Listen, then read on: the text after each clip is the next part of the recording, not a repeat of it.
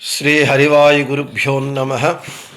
ಓಂ ವಂದೇ ವಿಷ್ಣುಂ ನಮಾಮಿ ಶ್ರಿಯಮಥ ಚ ಭುವಂ ಬ್ರಹ್ಮವಾಯೂ ಚ ವಂದೇ ಗಾಯತ್ರೀಂ ಭಾರತೀಂ ತಾಮಪಿ ಗರುಡಮನಂತಂ ಭಜೆ ರುದ್ರದೇವಂ. ದೇವೀಂ ವಂದೇ ಸುಪರ್ಣೀಮಹಿಪತಿದಯಿತಾಂ ವಾರುಣೀಮಪ್ಯುಮಾಂ ತಾಂ ಇಂದ್ರಾದೀನ್ ಕಾಮಮುಖ್ಯಾನಪಿ ಸಕಲಸುರಾನ್ ತದ್ಗುರೂನ್ಮದ್ಗುರೂಂಶ್ಚ ಅಭ್ರಮಂ ಭಂಗರಹಿತಂ ಅಜಡಂ ವಿಮಲಂ ಸದಾ ಆನಂದತೀರ್ಥಮತುಲಂ ಭಜೆ ತಾಪತ್ರಯಾಪಹಂ. ಸಾಧಿತಾ ಕಿಲ ಸತ್ತತ್ವಂ ಬಾಧಿತಾ ಕಿಲ ದುರ್ಮತಂ ಬೋಧಿತಾ ಕಿಲ ಸನ್ಮಾರ್ಗಂ ಮಾಧವಾಖ್ಯಯತಿಂ ಭಜೆ. ಸಂಸ್ಥಾನ ರಕ್ಷಣೆ ಶೂರಾನ್ ಪ್ರಸನ್ನಾನ್ ರಾಘವಾರ್ಚನೆ ಪ್ರಣಮಾಮಿ ಗುರೂನ್ ನಿತ್ಯಂ ಪ್ರಸನ್ನ ಶೂರ ಮಾಧವಾನ್. ಪ್ರಸನ್ನ ಶೂರ ಮಾಧವ ಕರಾಬ್ಜೋತ್ಥಾನ್ ಯತೀಶ್ವರಾನ್ ವೀರರಾಮರತಾನ್ ವಂದೇ ವಿದ್ಯಾಸಾಗರ ಮಾಧವಾನ್. ಪೃಥ್ವೀಮಂಡಲ ಮಧ್ಯಸ್ಥಾಃ ಪೂರ್ಣಬೋಧ ಮತಾನುಗಾಃ ವೈಷ್ಣವಾಃ ವಿಷ್ಣು ಹೃದಯಾಃ ತಾನ್ ನಮಸ್ಯೆ ಗುರೂನ್ ಮಮ. ಆಪಾದಮೌಳಿ ಪರ್ಯಂತಂ ಗುರುಣಾಂ ಆಕೃತಿಂ ಸ್ಮರೇತ್ ತೇನ ವಿಘ್ನಾಃ ಪ್ರಣಶ್ಯಂತಿ ಸಿದ್ಧ್ಯಂತಿ ಚ ಮನೋರಥಾಃ. ಶ್ರೀ ಗುರುಭ್ಯೋ ನಮಃ. ಹರಿ ಓಂ.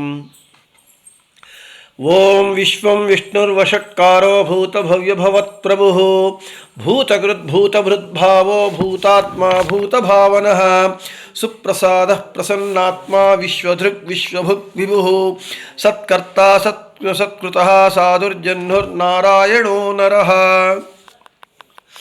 ನಮ್ಮ ವಿಷ್ಣು ಸಹಸ್ರನಾಮ ಪಾಠದಲ್ಲಿ ನಾವು ನಿನ್ನೆಯ ದಿನ ಸತ್ಕರ್ತ ಅಂತ ಭಗವಂತನಿಗೆ ಹೆಸರು ಎಂಬ ವಿಷಯವನ್ನು ಹೇಳ್ಕೊಳ್ತಾ ಇದ್ದೇವೆ. ನಿನ್ನೆಯ ದಿನ ನಾವು ಮಹತಿ ಮಹೀಯಸೆ ಮಹಸಿ ಮಹೀಯಸೆ ಪೂಜಯಸಿ ಪೂಜ್ಯತೆ ಚಾತ್ಮನೈವ ಎಂಬುವಂತಹ ಒಂದು ಭಾಗವತ ವಾಕ್ಯವನ್ನು ಹೇಳಿಕೊಂಡಿದ್ದೇವೆ. ಪೂಜಿಸಿಕೊಳ್ಳುವವನು ಪೂಜಿಸುವವನು ಎರಡು ಅವನೇ ಆಗಿದ್ದಾನೆ. ಪೂಜ್ಯ ಪೂಜಕನು. ಪೂಜೆ ಮಾಡುವವನಲ್ಲಿ ಅವನೇ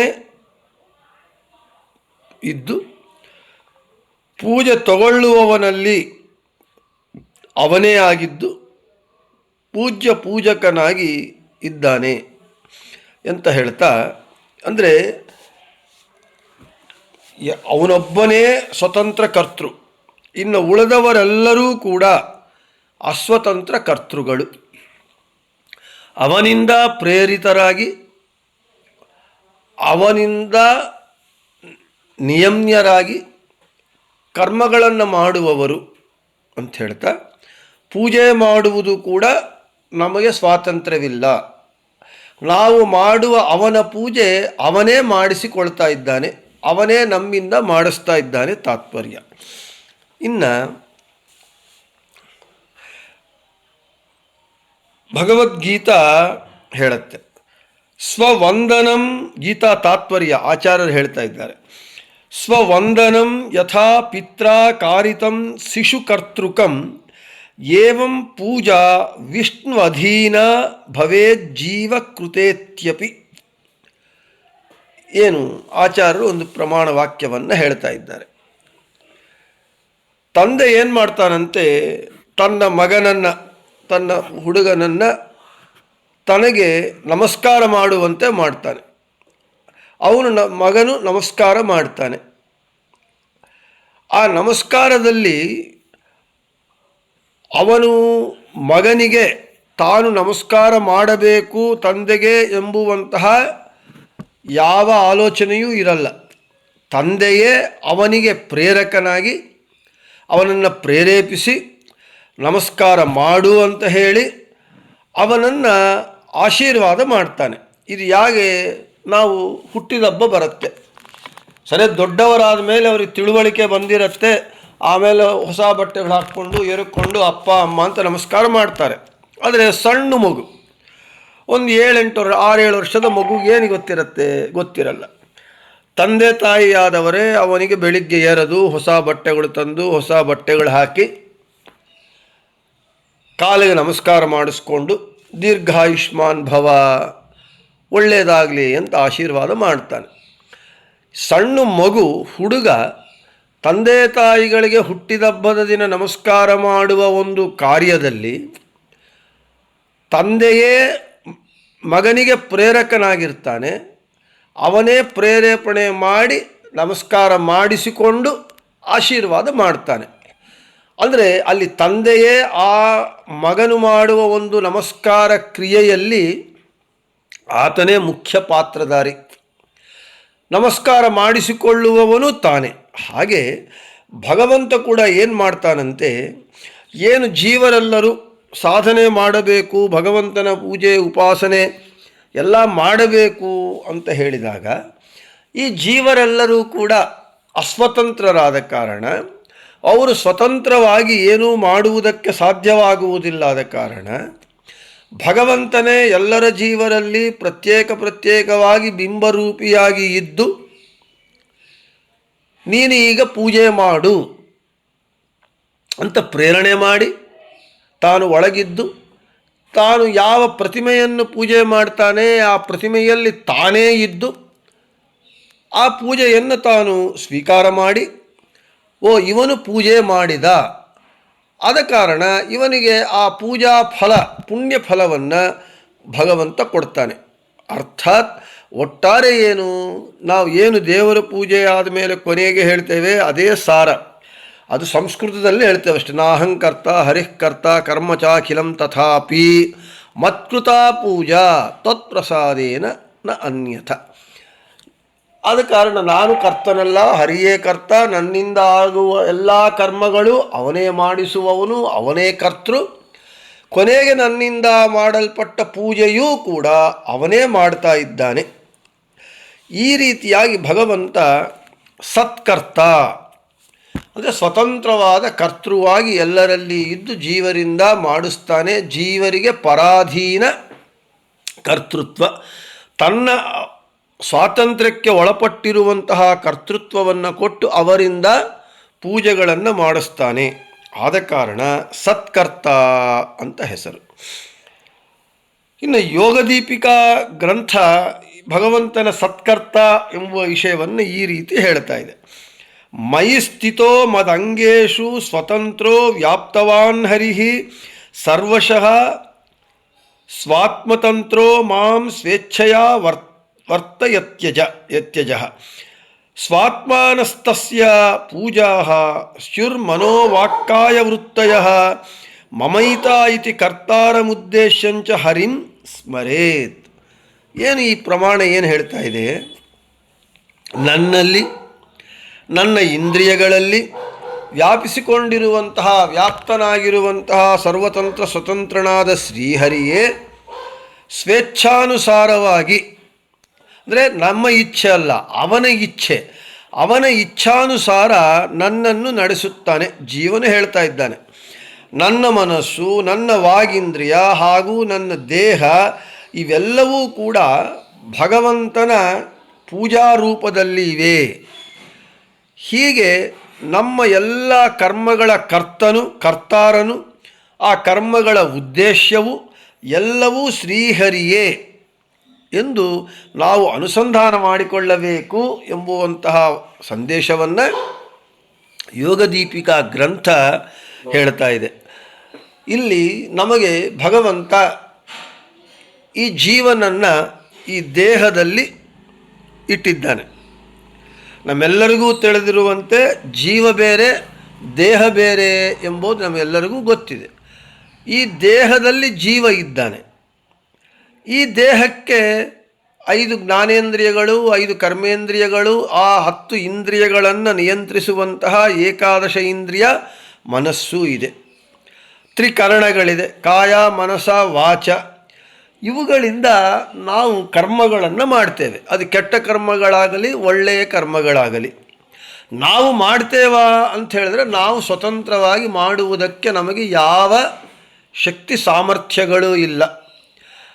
ಆಯಾ ಇಂದ್ರಿಯಗಳಲ್ಲಿ ಆಯಾ ಇಂದ್ರಿಯಾಭಿಮಾನಿ ದೇವತೆಗಳಲ್ಲಿ ಭಗವಂತ ಆಯಾ ರೂಪಗಳಿಂದ ಇದ್ದು ಇಂದ್ರಿಯಾಭಿಮಾನಿ ದೇವತೆಗಳಿಗೆ ಪ್ರೇರಣೆ ಕೊಟ್ಟು ಅವರಿಗೆ ಪ್ರೇರಕರಾಗಿ ಆಯಾ ಇಂದ್ರಿಯಾಭಿಮಾನಿ ದೇವತೆಗಳು ಇಂದ್ರಿಯಗಳನ್ನು ಚೈತನ್ಯಗೊಳಿಸಿ ನಾವು ಆಯಾ ಇಂದ್ರಿಯಗಳಿಂದ ಕರ್ಮಗಳನ್ನು ಮಾಡ್ತಾ ಇದ್ದೇವೆ. ಅದರನ್ನೇ ಹೇಳ್ತಾ ಇದ್ದಾರೆ, ನಮ್ಮ ಇಂದ್ರಿಯಗಳಲ್ಲಿ ನನ್ನಲ್ಲಿ ನೀನು ವ್ಯಾಪ್ತನಾಗಿದ್ದುಕೊಂಡು ಹೇ ಭಗವಂತನೇ ಸ್ವತಂತ್ರನಾಗಿದ್ದುಕೊಂಡು ನಿನ್ನ ಇಚ್ಛಾನುಸಾರ, ಅದಕ್ಕೆ ದಾಸರು ಹೇಳ್ತಾರೆ, ನಿನ್ನ ಇಚ್ಛೆಗೆ ಬಂದಿದ್ದು ನನ್ನ ಇಚ್ಛೆಯಾಗಲಿ, ಹರಿಚಿತ್ತ ಸತ್ಯ ನರಚಿತ್ತ ಲವಲೇಶ ನಡೆಯದು ಅಂತ ಹೇಳಿ ದಾಸರು ಹೇಳ್ತಾರೆ. ನಾವು ಅನ್ಕೊಂಡಿದ್ದು ಯಾವುದೂ ಆಗಲ್ಲ. ಅದೇ ಹೇಳ್ತಾರೆ, ಮ್ಯಾನ್ ಪ್ರಪೋಸಸ್ ಗಾಡ್ ಡಿಸ್ಪೋಸಸ್ ಅಂಥೇಳಿ. ನಾವು ಏನೋ ಅಂದ್ಕೊಳ್ತೇವೆ, ಬಟ್ ನಾವು ಅಂದ್ಕೊಂಡಿದ್ದು ಯಾವುದೂ ಆಗುವುದಿಲ್ಲ. ಭಗವಂತ ಅಂದ್ಕೊಂಡಿದ್ದು ಮಾತ್ರ ಆಗತ್ತೆ. ಆದ ಕಾರಣ ಭಗವಂತನ ಇಚ್ಛೆಯೇ ನನ್ನ ಇಚ್ಛೆ ಆಗಲಿ, ಅವನ ಇಚ್ಛೆ ಯಾವುದೋ ನನ್ನ ಇಚ್ಛೆನೇ ಆಗಲಿ. ಆದ ಕಾರಣ ನಾವು ಈ ರೀತಿಯಾಗಿ ದೇಹದಲ್ಲಿ ಇಂದ್ರಿಯಗಳಲ್ಲಿ ಭಗವಂತ ವ್ಯಾಪ್ತನಾಗಿದ್ದುಕೊಂಡು ಅವನು ನಮ್ಮಿಂದ ಕರ್ಮಗಳನ್ನು ಮಾಡ್ತಾ ಇದ್ದಾನೆ. ಆದ ಕಾರಣ ಸ್ವತಂತ್ರ ಕರ್ತಾರನು, ಸ್ವತಂತ್ರ ಕರ್ತೃ ಯಾರು ಅಂದರೆ ಭಗವಂತನೇ. ಸರಿ, ಆ ಮಾಡುವ ಕರ್ಮಗಳ ಉದ್ದೇಶವೇನು ಅಂತ ಹೇಳಿದ್ರೆ ನಾವು ಎಲ್ಲ ಕರ್ಮಗಳು ಭಗವಂತನಿಗೆ ಸಮರ್ಪಣೆ ಮಾಡಬೇಕು. ಅದಕ್ಕೆ ಕೊನೆಗೆ ನಾವು ಕೃಷ್ಣಾರ್ಪಣಮಸ್ತು ಅಂತ ಹೇಳ್ತೇವೆ. ಅಂದರೆ ನನ್ನದಲ್ಲ, ಏನು ನಾನು ಈ ಕರ್ಮಗಳು ನೀನು ನನ್ನಿಂದ ಮಾಡಿಸಿದ್ದೀಯೋ ಆ ಕರ್ಮಗಳೆಲ್ಲವೂ ನಿನಗೆ ಸಮರ್ಪಣೆ ಮಾಡ್ತಾ ಇದ್ದೇನೆ, ಕೃಷ್ಣಾರ್ಪಣಮಸ್ತು. ನಾವು ಇಲ್ಲಿ ಕೃಷ್ಣಾರ್ಪಣಮಸ್ತು ಅಂತಲೇ ಹೇಳ್ತೇವೆ. ಅದು ಯಾರೇ ಆಗಲಿ, ಸ್ಮಾರ್ತರಾಗಲಿ, ವೈಷ್ಣವರಾಗಲಿ, ಶ್ರೀ ವೈಷ್ಣವರಾಗಲಿ, ಯಾರಾದರೂ ಕೂಡ ಕೃಷ್ಣಾರ್ಪಣನೇ ಹೇಳ್ತಾರೆ. ಅಂದರೆ ಕೃಷ್ಣನಿಗೆ ಅರ್ಪಣೆ ಮಾಡ್ತೇವೆ. ಭಗವಂತನಿಗೆ ಅನಂತ ನಾಮಗಳು ಇರುವಾಗ ಕೃಷ್ಣಾರ್ಪಣನೇ ಯಾಕೆ ಹೇಳಬೇಕು? ಮಧುಸೂದಾರ್ಪಣಮಸ್ತು, ಗೋವಿಂದಾರ್ಪಣಮಸ್ತು, ಕೇಶವಾರ್ಪಣಮಸ್ತು, ವಾಸುದೇವಾರ್ಪಣಮಸ್ತು ಅಂತ ಹೇಳಬಹುದಲ್ಲ. ಅಂತೇಳಿದರೆ ಕೃಷ್ಣಾರ್ಪಣಮಸ್ತು ಅಂತ ಹೇಳುವುದರ ಹಿಂದೆ ಒಂದು ಸೂಕ್ಷ್ಮ ಇದೆ. ಕೃಷ್ಣ ಅಂದರೆ ಶಬ್ದಕ್ಕರ್ಥದ ಕರ್ಷತೀತಿ ಕೃಷ್ಣ ಅಂತೇಳಿ. ಕೃಷ್ಣ ಅಂತಂದರೆ ಕೃಷ್ಣನಿಗೆ ಸಮರ್ಪಣೆ ಮಾಡಿದಾಗ ನಾವು ಮನುಷ್ಯರು ದೋಷಭೂಯಿಷ್ಠರು, ನಮ್ಮಲ್ಲಿ ದೋಷಗಳು ಇದ್ದೇ ಇರುತ್ತೆ, ತಪ್ಪುಗಳು ಮಾಡೇ ಮಾಡ್ತೇವೆ. ಇಂಗ್ಲೀಷಲ್ಲಿ ಒಂದಿದೆ, ಎರ್ ಈಸ್ ಹ್ಯೂಮನ್ ಅಂಥೇಳಿ. ತಪ್ಪು ಮಾಡುವುದು ಮಾನವನ ಸಹಜ ಗುಣ, ದೋಷಗಳು ಇದ್ದೇ ಇದೆ. ನಾವು ಮಾಡುವ ಕರ್ಮಗಳಲ್ಲಿ ದೋಷಗಳಿರುತ್ತೆ, ತಪ್ಪುಗಳಿರುತ್ತೆ. ಆದ ಕಾರಣ ಅವುಗಳನ್ನು ನಾವು ಭಗವಂತನಿಗೆ ಕೃಷ್ಣ ನಿನಗೆ ಅರ್ಪಣೆ ಅಂತ ಮಾಡಿದಾಗ ಕರ್ಷತೀತಿ ಕೃಷ್ಣ ಅಂತ ಆದ ಕಾರಣ ಆ ಕರ್ಮದಲ್ಲಿ ಇರುವ ಲೋಪಗಳು ದೋಷಗಳನ್ನು ಕರ್ಷಣೆ ಮಾಡಿ ತೆಗೆದುಬಿಟ್ಟು ಅದರಲ್ಲಿರುವ ಪುಣ್ಯ ಭಾಗವನ್ನು, ಒಳ್ಳೆಯ ಭಾಗವನ್ನು ತಾನು ಸ್ವೀಕಾರ ಮಾಡಿ ಆ ಫಲವನ್ನು ನಮಗೆ ಕೊಡ್ತಾನೆ. ಆದರೆ ಆ ಕರ್ಷಣ ಮಾಡಿದ ತಾನು ತೆಗೆದಿರುವಂತಹ ದೋಷ ಪಾಪಗಳನ್ನೇನು ಮಾಡ್ತಾನಂತೆ, ಅದು ಕೆಟ್ಟವರಿಗೆ, ದೈತ್ಯರಿಗೆ ಕೊಡ್ತಾನಂತೆ. ಇದು ಭಗವಂತನ ಒಂದು ವ್ಯಾಪಾರ. ಆದ ಕಾರಣವೇ ನಾವು ಕೃಷ್ಣಾರ್ಪಣಮಸ್ತು ಅಂತ ಹೇಳಬೇಕು. ಇದು ಭಗವಂತನ ಒಂದು ಲೀಲೆ. ಆ ಕೃಷ್ಣಾರ್ಪಣಮಸ್ತು ಅಂತ ಹೇಳ್ತಾ ಇದ್ದೇವೆ ಅಂದರೆ ಏನು? ಆದ ಕಾರಣ ಆ ಕರ್ತಾರನು, ನಮ್ಮಿಂದ ಕರ್ಮ ಮಾಡಿಸುವವನು ಅವನೇ, ಆ ಕರ್ಮವನ್ನು ತಗೊಳ್ಳುವವನು ಅವನೇ, ತಗೊಂಡು ಅದರಲ್ಲಿರುವ ತನ್ನ ಆ ಉದ್ದೇಶ, ಎಲ್ಲ ಕರ್ಮಗಳು ಭಗವಂತನನ್ನು ಉದ್ದೇಶಿಸೇ ಮಾಡಬೇಕು, ಭಗವಂತನ ಪ್ರೀತ್ಯರ್ಥವಾಗೇ ಮಾಡಬೇಕು. ಆ ಕರ್ಮಗಳ ಉದ್ದೇಶವೂ ಭಗವಂತನೇ ಆಗಿದ್ದಾನೆ ಅಂತ ಅನುಸಂಧಾನ ಮಾಡಿಕೊಂಡು ಕೃಷ್ಣಾರ್ಪಣಮಸ್ತು ಅಂತ ಭಗವಂತನಿಗೆ ಸಮರ್ಪಣೆ ಮಾಡಿದಾಗ ನಮಗೆ ಅದು ಜ್ಞಾನಾನುಸಂಧಾನಪೂರ್ವಕವಾಗಿ ತ್ರಿಕರಣ ಶುದ್ಧಿಯಾಗಿ ಕೇವಲ ಬಾಯಿ ಮಾತಿನಿಂದ ಹೇಳುವುದಲ್ಲ, ತ್ರಿಕರಣಗಳಿಂದ ಆಗಬೇಕು. ನಾವು ಉದಾಹರಣೆಗೆ ನಾವೇನು ಮಾಡ್ತೇವೆ, ಪೂಜೆ ಮಾಡ್ತೇವೆ, ಹೇಳ್ತೇವೆ, ತಥಾಪಿ ಮತ್ಕೃತ ಪೂಜಾ ತತ್ಪ್ರಸಾದೇನ ಅನ್ಯಥಾ ಅಂಥೇಳಿ.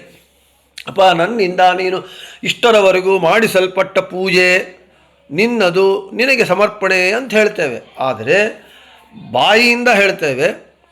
ಆದರೆ ನಾವು ಮತ್ತು ಪೂಜೆ ಬಂದ ಕೂಡಲೇ ನೋಡಿದ್ಯಾ ನಾನು ಎಷ್ಟು ಚೆನ್ನಾಗಿ ಪೂಜೆ ಮಾಡಿದೆ, ನನ್ನ ಪೂಜೆ ಚೆನ್ನಾಗಿತ್ತಾ, 3 ಗಂಟೆ ಮಾಡಿದೆ, ನಾಹಂಕರ್ತ ಹರಿಕರ್ತ ಅಂತ ಹೇಳಿ ಪೂಜೆ ನಾನೇ ಮಾಡಿದೆ ಅಂತ ಅಹಂಕಾರವನ್ನು ನಾವು ತೋರಿಸ್ತೇವೆ. ಅದು ಆಗಬಾರದು. ನಮ್ಮ ಎಲ್ಲ ಕರ್ಮಗಳ ಉದ್ದೇಶವೂ ಭಗವಂತ, ಕರ್ತಾರನೂ ಅವನೇ, ಕರ್ಮ ಸ್ವೀಕಾರ ಮಾಡುವವನು ಅವನೇ.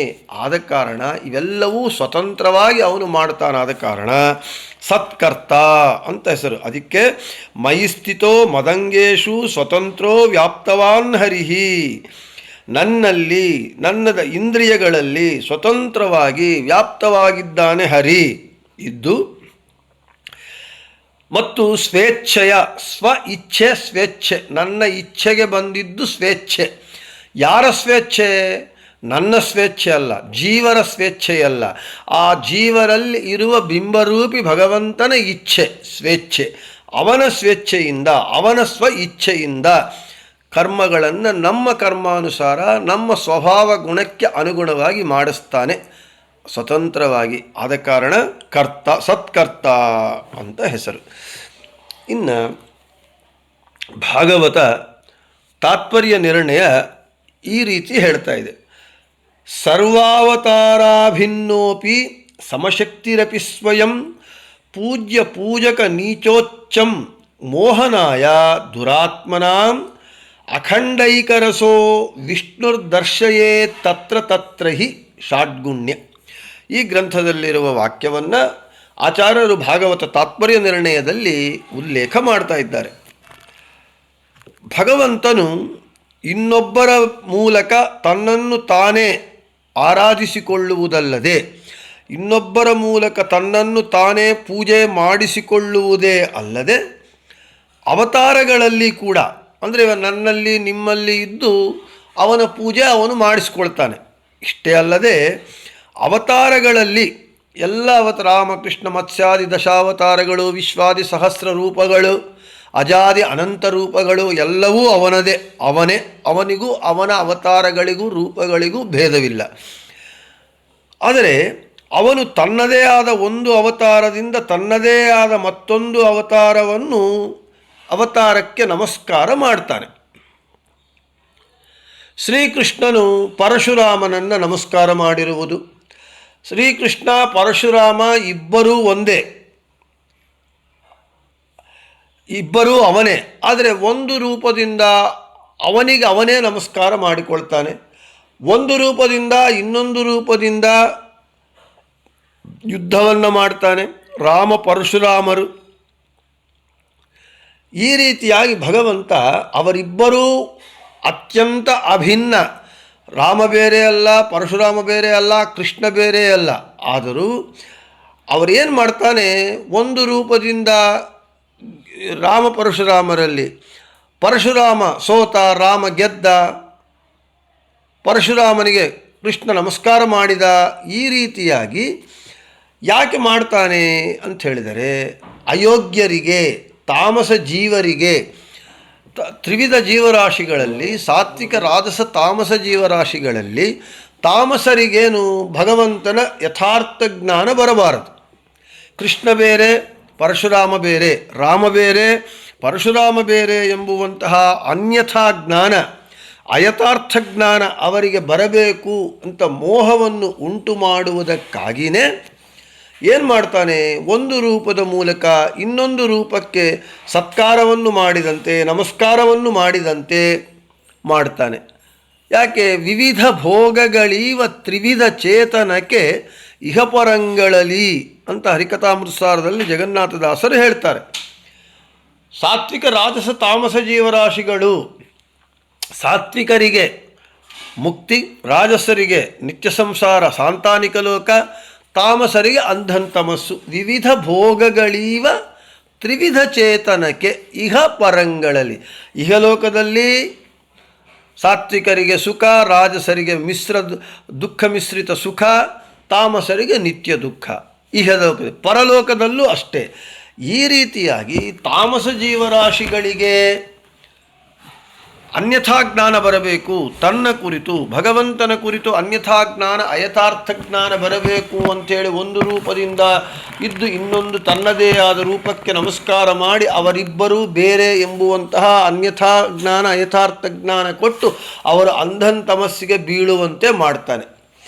ಈ ರೀತಿಯಾಗಿ ಕರ್ಮಗಳನ್ನು ಮಾಡುವವನಾದ ಕಾರಣ ಹೇಗೆ ಸ್ವತಂತ್ರವಾಗಿ, ಅದು ಪ್ರಧಾನ. ಸ್ವತಂತ್ರವಾಗಿ ಮೊಟ್ಟ ಮೊದಲೇ ನಾವು ಹೇಳ್ಕೊಂಡಿದ್ದೇವೆ, ಸ್ವತಂತ್ರ ಕರ್ತೃ ಅಂತ. ಅಸ್ಮತ್ ಕರ್ತಾತು ಜೀವ ಸ್ಯಾತ್ ಸತ್ಕರ್ತ ಪರಮೇಶ್ವರ ಅಂತ ಶಬ್ದ ನಿರ್ಣಯ ವಾಕ್ಯವನ್ನು ಆಚಾರ್ಯರು ಭಾಗವತ ತಾತ್ಪರ್ಯ ನಿರ್ಣಯದಲ್ಲಿ ಉಲ್ಲೇಖ ಮಾಡಿದ್ದಾರೆ. ಈ ಎಲ್ಲ ಕರ್ಮಗಳನ್ನು ಸ್ವತಂತ್ರವಾಗಿ ಮಾಡ್ತಾನಾದ ಕಾರಣ ಅವನಿಗೆ ಸತ್ಕರ್ತ ಅಂತ ಹೆಸರು. ಇನ್ನು ಸತಾಂ ಯೋಗಕ್ಷೇಮಾಧಿವಹನಾತ್ ಸತ್ಕರ್ತ, ಸಜ್ಜನರ ಯೋಗಕ್ಷೇಮಾದಿಗಳನ್ನು ನಿರ್ವಹಿಸುವವನು. ಯೋಗಕ್ಷೇಮಂ ವಹಾಮ್ಯಹಂ ಅಂಥೇಳಿ ಭಗವದ್ಗೀತೆಯಲ್ಲಿ ಭಗವಂತ ಹೇಳಿದ್ದಾನೆ. ಎಲ್ಲರ ಜೀವರ ಯೋಗಕ್ಷೇಮಗಳನ್ನು ನಾನು ವಹಿಸಿಕೊಳ್ತೇನೆ, ಐ ಟೇಕ್ ರೆಸ್ಪಾನ್ಸಿಬಿಲಿಟಿ, ಅವೆಲ್ಲ ನಾನೇ ತಗೊಳ್ತಾ ಇದ್ದೇನೆ. ಇಲ್ಲಿ ಸಜ್ಜನರ ಯೋಗ ಕ್ಷೇಮ, ಯೋಗ ಅಂತ ಹೇಳಿದರೆ ಭಗವದ್ಗೀತೆಯಲ್ಲಿ ಯೋಗಕ್ಷೇಮಂ ವಹಾಮ್ಯಹಂ ಅಂತ ಹೇಳಿದರೆ ರಾಯರು ಗೀತಾವಿವೃತಿಯಲ್ಲಿ ಹೇಳ್ತಾರೆ, ಯೋಗ ಅಂದರೆ ಅಪ್ರಾಪ್ತಸ್ಯ ಪ್ರಾಪ್ತಿ ಯೋಗ. ನಮಗೆ ಇಲ್ಲದೇ ಇರುವಂಥದ್ದು ಬಂದರೆ ಯೋಗ. ಕ್ಷೇಮ ಅಂತ ಹೇಳಿದರೆ ಬಂದಿದ್ದನ್ನು ನಾಶ ಮಾಡಿಕೊಳ್ಳದೆ ಇಟ್ಟುಕೊಳ್ಳುವುದು ಕ್ಷೇಮ. ಇದು ರಾಯರು ಗೀತಾವಿವೃತಿಯಲ್ಲಿ ಹೇಳ್ತಾರೆ.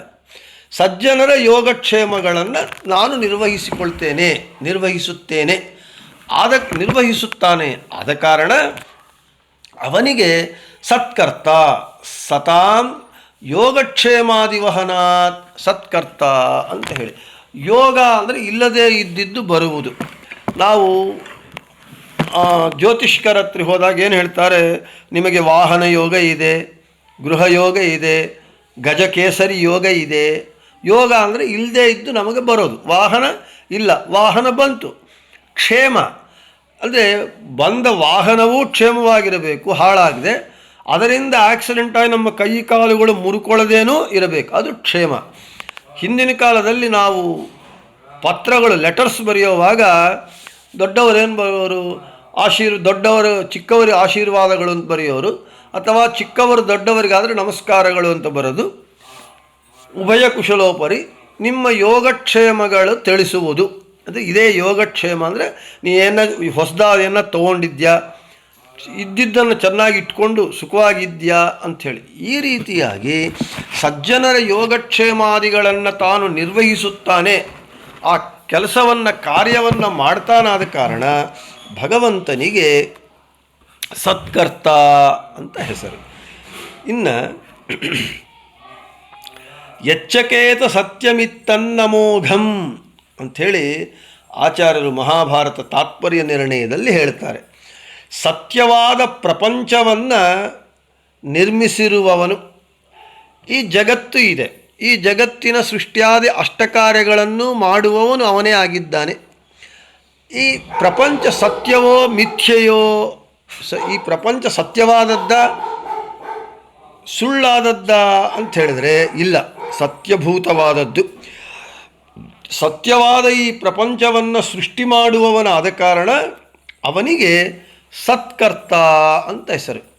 ನಮ್ಮದು ದ್ವೈತ, ಶಂಕರಾಚಾರ್ಯರು ಹೇಳಿದ್ದು ಅದ್ವೈತ. ಅದ್ವೈತ ಅಂದರೆ ಒಂದೇ, ಎರಡಲ್ಲದ್ದು, ಒಂದೇ ಒಂದು. ಏನು ಸತ್ಯ, ಬ್ರಹ್ಮ ಸತ್ಯ, ಬ್ರಹ್ಮ ಒಂದೇ ಸತ್ಯ, ಇನ್ನು ಉಳಿದಿದ್ದೆಲ್ಲವೂ ಅಸತ್ಯ. ಈ ಜಗತ್ತೆಲ್ಲವೂ ಬ್ರಹ್ಮ ಒಂದು ಬಿಟ್ಟು ಇನ್ನು ಉಳಿದಿದ್ದೆಲ್ಲವೂ ಅಸತ್ಯ. ಆದರೆ ನಮಗೆ ಕಾಣ್ತಾ ಇದಲ್ಲ ಅಂತ ಹೇಳಿದರೆ ಬ್ರಹ್ಮ ಒಂದೇ ಸತ್ಯ, ನಾನೇ ಬ್ರಹ್ಮ ಎಂಬುವಂತಹ ಯಥಾರ್ಥ ಜ್ಞಾನ ಇಲ್ಲದೇ ಇರುವ ಕಾರಣ, ಅಂದರೆ ಅಜ್ಞಾನದಿಂದ ಇಲ್ಲದೇ ಇರುವ ಜಗತ್ತು ಇದೆ ಅಂತ ನಿಮಗೆ ತೋರ್ತಾ ಇದಷ್ಟೇ. ಯಾವಾಗ ನಾನು ದೇವರು ಅಂತ ನಿಮಗೆ ಜ್ಞಾನ ಬಂದುಬಿಡುತ್ತೋ ಆವಾಗ ಈ ಜಗತ್ತು ಇಲ್ಲ, ಯಾವುದೂ ಇಲ್ಲ, ಬ್ರಹ್ಮ ಒಂದೇ ಸತ್ಯ ಅಂತ ಅವರ ವಾದ. ಆದ ಕಾರಣ ಬ್ರಹ್ಮ ನಾನೇ ದೇವರು ಎಂಬ ಜ್ಞಾನ ಇಲ್ಲದೇ ಇರುವುದರಿಂದ ಆ ಅಜ್ಞಾನ ದೋಷದಿಂದ ಇಲ್ಲದೇ ಇರುವ ಜಗತ್ತು ನಿಮಗೆ ಕಾಣ್ತಾ ಇದೆ. ಅದಕ್ಕೆ ವಿಮತಂ ಮಿಥ್ಯಾ ದೃಶ್ಯತ್ವಾತ್ ಅಂಥೇಳಿ ಅನುಮಾನ ಪ್ರಯೋಗವನ್ನು ಮಾಡ್ತಾರೆ ಪ್ರಕರಣತ್ರಯದಲ್ಲಿ. ವಿಮತಂ ಮಿಥ್ಯಾ ದೃಶ್ಯತ್ವಾತ್, ಯಾವುದು ಕಣ್ಣಿಗೆ ಕಾಣ್ತಾ ಇದೋ ಅದು ಸುಳ್ಳು, ಮಿಥ್ಯೆ, ಅದೇ ವಾದ. ಈ ಜಗತ್ತು ಕಣ್ಣಿಗೆ ಕಾಣ್ತಾ ಇದೆ, ಆದ ಕಾರಣ ಇದು ಸುಳ್ಳು. ಆದರೆ ನಾನೇ ದೇವರು ಎಂಬ ಜ್ಞಾನ ನನಗೆ ಬಂದಿಲ್ಲ.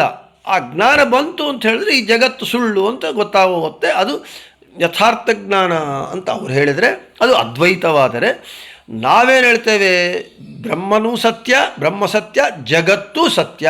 ಬ್ರಹ್ಮನಿಂದ ಸೃಷ್ಟಿಸಲ್ಪಟ್ಟ ಈ ಜಗತ್ತೂ ಸತ್ಯಭೂತವಾಗಿದೆ ಅಂತ ಹೇಳ್ತಾ ಇದ್ದಾರೆ. ಅಂತಹ ಸತ್ಯಭೂತವಾದಂತಹ ಪ್ರಪಂಚವನ್ನು ನಿರ್ಮಿಸಿರುವವನಾದ ಕಾರಣ ಅವನಿಗೆ ಸತ್ಕರ್ತ ಅಂತ ಹೆಸರು ಅಂತ ಹೇಳ್ತಾರೆ. ಇನ್ನು ನಮಗೆ ಈ ನಾಲ್ಕನೇದು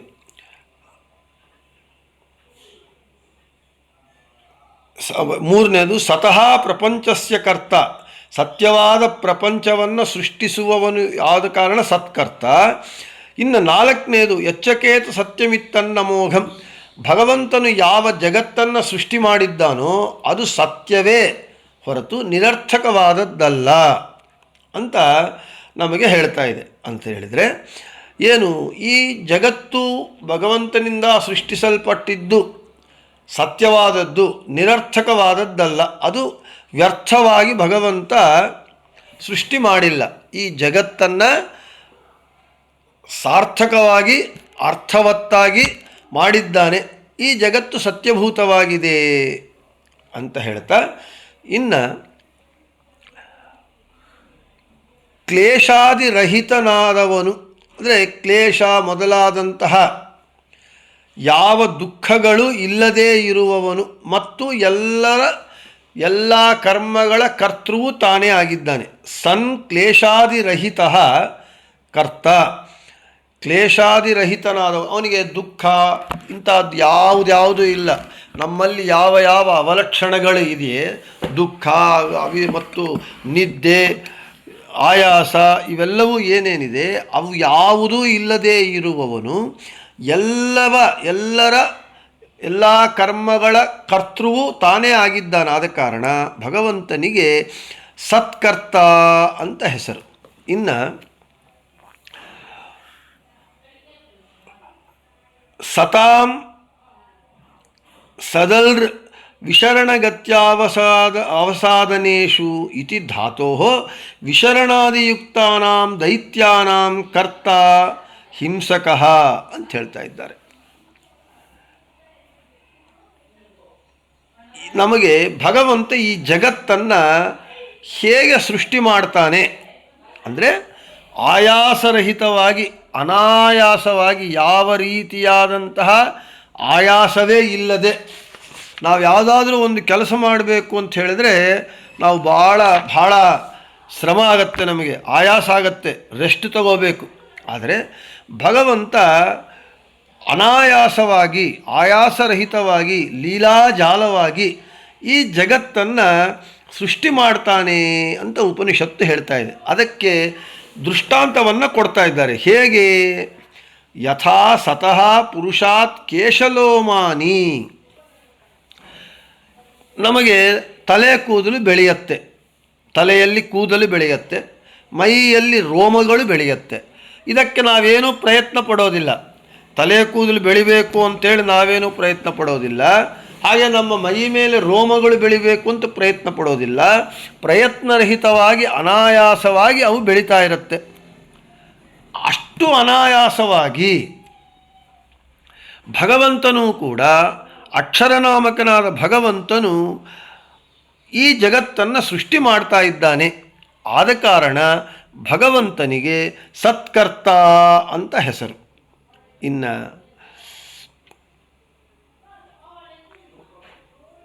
ದೈತ್ಯರನ್ನು, ನಾಶಾದಿಯುಕ್ತರಾದ ದೈತ್ಯರನ್ನು ದಂಡಿಸುವವನು ಅಂದರೆ ದೈತ್ಯರಿದ್ದಾರೆ, ಅದನ್ನು ಹೇಳ್ತಾ ಇದ್ದಾರೆ. ಸತಾಂ ಅದೇ ವಿಶರಣಾದಿಯುಕ್ತಾನಾಂ ದೈತ್ಯಾನಾಂ ಕರ್ತ ಹಿಂಸಕ. ಈ ದೈತ್ಯರು ಕೆಟ್ಟವರು, ಅವರನ್ನು ಏನು ಮಾಡ್ತಾನಂತೆ, ಹಿಂಸಿಸಿ ದಂಡಿಸುತ್ತಾನೆ, ಶಿಕ್ಷಿಸುತ್ತಾನೆ. ಹಿರಣ್ಯಕಶಿಪು, ರಾವಣಾಸುರ, ದುರ್ಯೋಧನ, ಹಿರಣ್ಯಾಕ್ಷ ಇವರನ್ನು ದಂಡಿಸುತ್ತಾನಾದ ಕಾರಣ ಭಗವಂತನಿಗೆ ಸತ್ಕರ್ತ ಅಂತ ಹೆಸರು. ಇನ್ನು ಜಗತ್ತನ್ನು ಸೃಷ್ಟಿಸುವವನು ಅಂತ ಹೇಳ್ತಾ ಇದ್ದಾರೆ,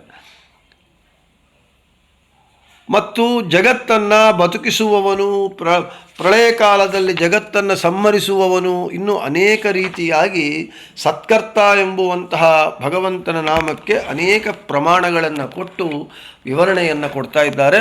ಅವುಗಳನ್ನೆಲ್ಲವೂ ಕೂಡ ಮುಂದಿನ ಪಾಠದಲ್ಲಿ ಹೇಳಿಕೊಳ್ಳೋಣ ಅಂತ ಹೇಳ್ತಾ ಶ್ರೀಕೃಷ್ಣಾರ್ಪಣಮಸ್ತು, ಮಧ್ವೇಶಾರ್ಪಣಮಸ್ತು. ಎಲ್ಲರಿಗೂ